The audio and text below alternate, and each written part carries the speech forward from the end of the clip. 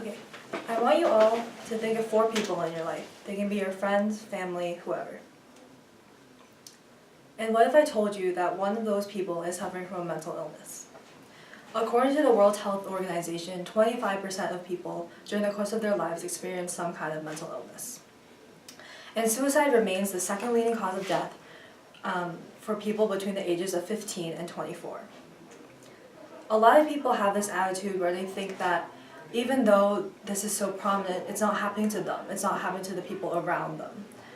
But that is one of the most risky attitudes that someone can have in regards to depression and suicide, because you're turning a blind eye to something that's so prominent in society, which makes not only you, but the people around you more at risk.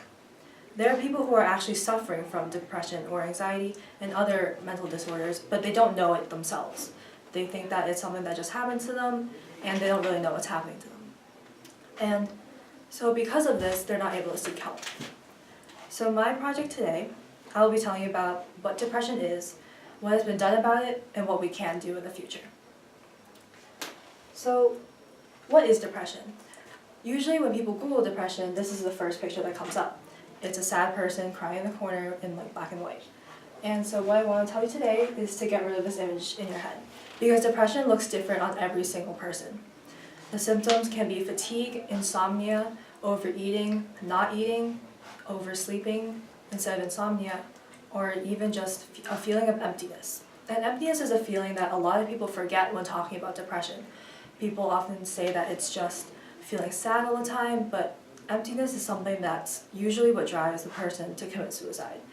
And it's this feeling of not being happy when you're supposed to be happy and not being sad when you're supposed to be sad. It's kind of like feeling lifeless in a way. And depression has no exterior to it, so there's no way to look at someone and say, oh, she's depressed. And that's why it's so important that we create a more open conversation about this topic. So what has been done about it? So here at BLS, I don't know if we ever had it, but there's an SOS workshop going on for the freshmen called Signs of Suicide, where basically they have talked about the symptoms and signs that could lead someone up to depression or suicide. And I think we can all agree that here at BLS we're in a very stressful environment a lot of the time. And so, but on top of that, we also have a great guidance staff and resources for our mental health.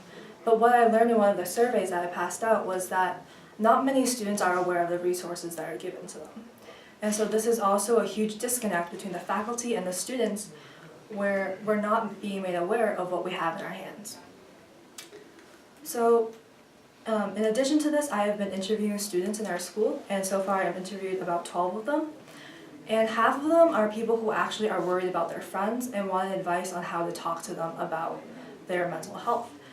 The other half seems to be very actively kind of like advocating for more mental health awareness in our school. But the population that I'm kind of missing in my interviews is the people who are actually suffering from the disease themselves.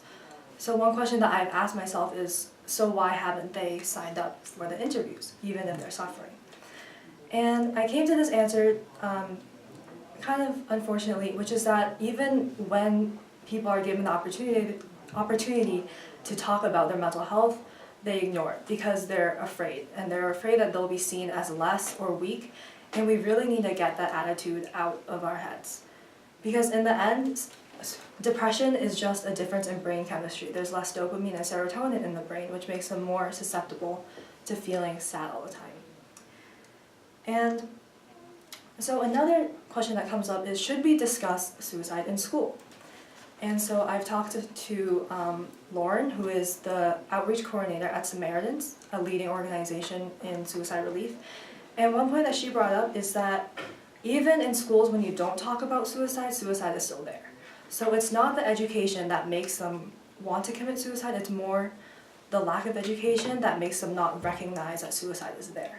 So it's a very complicated balance between the discussion and how you discuss it, but in the end, education is one of the first steps that we need to take. Which brings me to what we can do in the future. The first step is education. The reason why Lauren got so involved with Samaritans is because she lost her brother to suicide.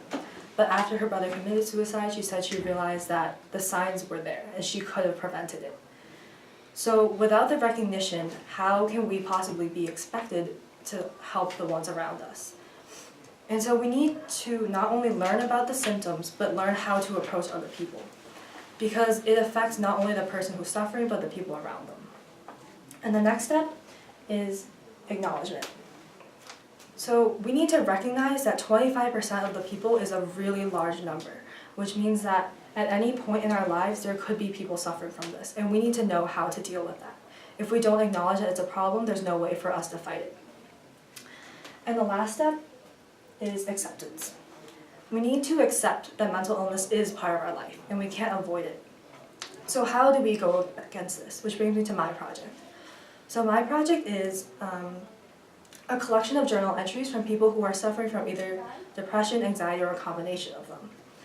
And the second half will be stories from the friends, family who have a relationship with someone who's going through that. So it's not only showing you that what the life is like of someone who is suffering through depression, but also the life of someone who is experiencing it secondhand. So it affects everyone. It's not just a small population that we need to worry about. So what I want to leave you with today is a quote by Margaret Mead, which says, "Never believe that a few caring people cannot change the world, for indeed that's all who ever have." So when we go and initiate discussion about mental health, you don't need to feel as if you're not doing anything, because initiating the conversation is one of the best things you can do in getting people to talk about it, and it's what people need the most. And so even if it just seems like a really small task to you, it can mean the world to someone else who's having a really hard time. And I think that we all want to be that person who ends up helping someone feel better about themselves. Thank you.